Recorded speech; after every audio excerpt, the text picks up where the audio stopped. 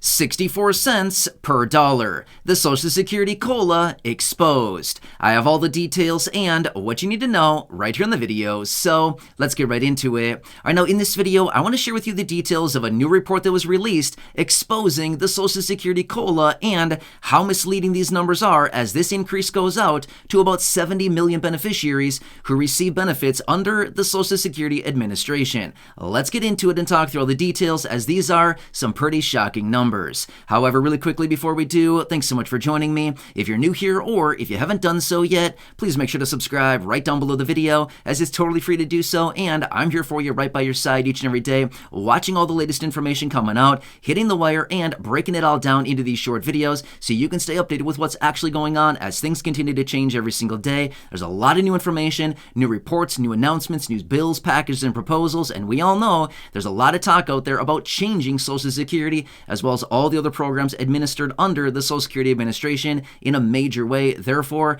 I want to point it all out so you can see how it may impact you, your money, your benefits, your lifestyle, your bank account, and of course anything popping up you can possibly grab and or take advantage of. So again, thanks so much for joining me. I truly do appreciate your support. Please subscribe down below if you haven't done so yet, and let's get into it and talk about this new report exposing the Social Security COLA, what do all these numbers mean, and how this impacts millions of beneficiaries over the last 22 years. This is some major stuff. So this report came out and it's showing the annual cost of living adjustment for Social Security beneficiaries going back from the year 2000 up through the end of last year, 2022. So 22 years are in this time frame here that we want to talk about, okay? So as you probably noticed at the beginning of this video, I said 64 cents per dollar.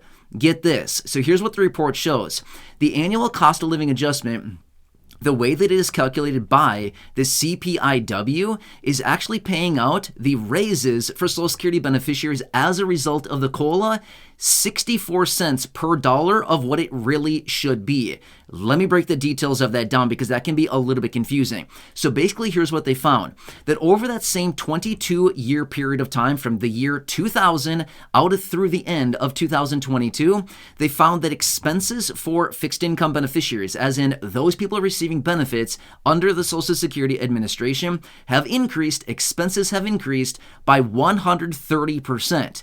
Meanwhile, benefits, as in the Social Security cost of living adjustment, the COLA increases, have only gone up by 64%. In other words, paying out 64 cents per dollar of what they actually should be for the COLA each and every year. And this is all thanks to the way that the COLA is actually calculated based off of the CPIW, Consumer Price Index for urban wage earners and clerical workers. Well, let's examine that for just a second here. Let me say that one more time. CPIW, Consumer Price Index for urban wage earners and clerical workers. Does that define a Social Security beneficiary? I don't think so.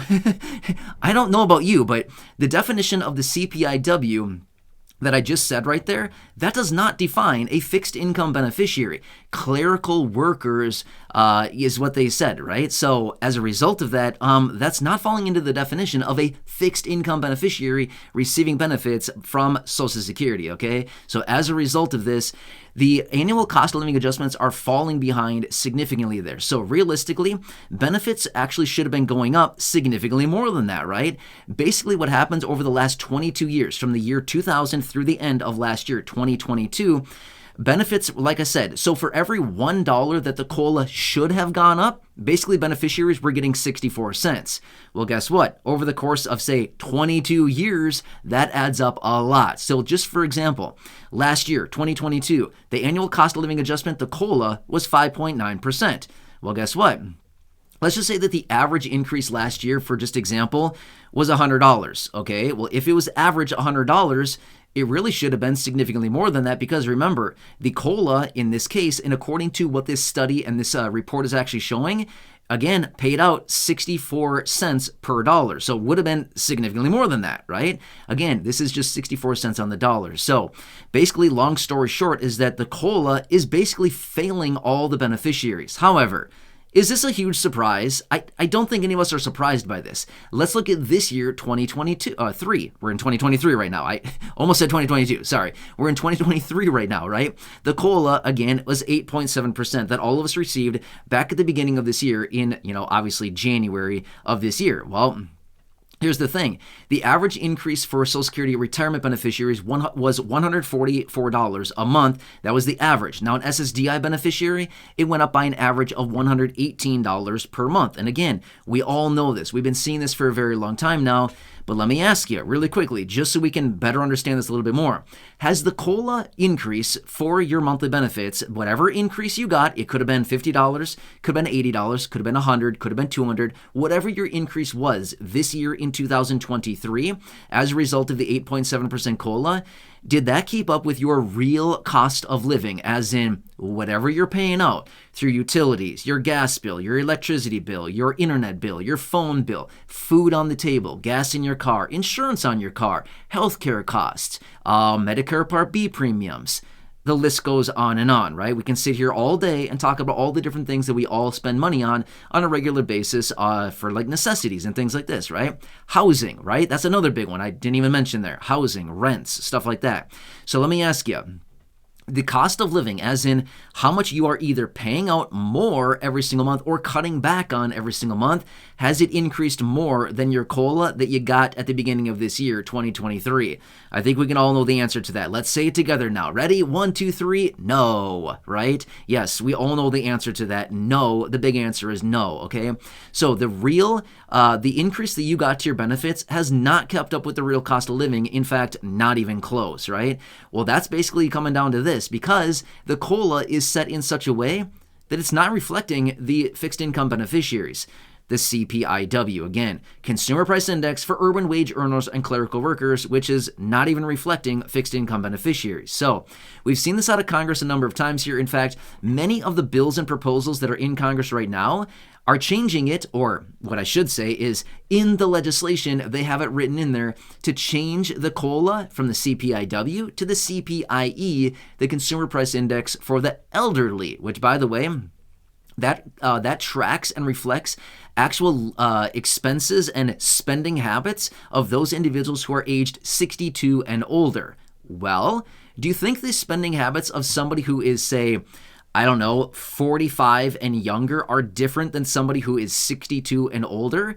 I think the answer is yes, right? Somebody who's younger spends their money very differently than somebody who is 62 or older, right? In fact, another recent report came out showing that fixed income beneficiaries generally spend almost 80% of their disposable income, as in their fixed income benefit, just on rents.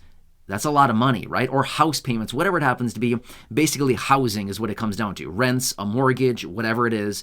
Basically, 80% of their money is spent on housing, okay? That doesn't leave much money for food and utilities and all the other things out there. So again, clearly shows here the COLA, even though we love it, it's like a love-hate relationship, right? We love it because it gives more benefits to us. It gives us a little bit more, but we hate it because honestly, it doesn't keep up. And it's so far away from reality, it's really discouraging. In fact, every year for the last several years here that I've been coming out every single October when the Social Security Administration announces the COLA, it's like a celebration followed by, like a big downer, like, oh, really? Now I'm going to see my utility assistance cut. I'm going to see my SNAP benefits cut. I'm going to see my taxes go up. Oh, by the way, the Medicare Part B premium is probably going to take 100% of it. And then there's going to be nothing left. Oh, by the way, they're going to take a bunch from me for all these other things as well, because now my income has gone up, right? So really, the COLA, like I said, it's a great thing. It's fun to see that, wow, we're going to get so much more on our benefits. But at the end of the day, does it really help? In many instances, not really, right? For some people, don't get me wrong. Yes, it does help quite a bit. But for a lot of people, I think we all understand, sometimes it actually just causes more chaos than it actually helps, because it just reduces other things out there. And we can clearly see right here, it's not even reflecting the actual living expenses and what those individuals living on a fixed income are actually spending money on, which, by the way, with the CPIE, it has a much higher weighting in housing and healthcare. Well, yeah, again, Does somebody who is 62 or older spend more money on housing and healthcare than somebody who is, say, 50 or 45 or younger? Yeah, probably, most likely, right? So as a result of that, that's why the CPIE, Consumer Price Index for the elderly, has higher weightings in these other things, better reflecting the actual expenses and expenditures of fixed income beneficiaries. Seems like logic sense to me, right? So anyway, this is what the report is now showing. And again, we've known this for a very long time. I mean, let's be real here. Anybody who's receiving fixed income benefits, you know how the game is played, right? Basically, you get a COLA every single year. We're all super happy. We get the letter from Social Security, and it breaks it all down, and it says, your benefit will be, and it gives you a big number, and then it starts breaking down the expenses, like the Medicare Part B premium, and then it'll say you will get, or whatever the language is on the little letter, and it tells you how much you're going to get on a monthly basis. And then it's usually followed up by another letter that you may be receiving from your local office on your SNAP benefits that says, hey, we heard from Social Security your benefits are going to be increasing. Well, guess what? We're going to do you a huge favor and we're going to reduce your benefit because we're awesome, right? No. You know what I mean? We all know how this works, right? We know the game. If you stay around long enough, if you get benefits for a couple years, you know how the system works, right?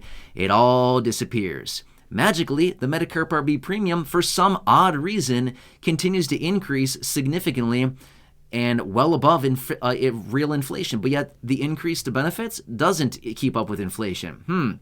Doesn't seem consistent to me, right? So anyway, want to share this detail of the report here with you so you can clearly see what's going on out there. But again, another report exposing the Social Security COLA and how it's good, but really not that great. You know what I mean?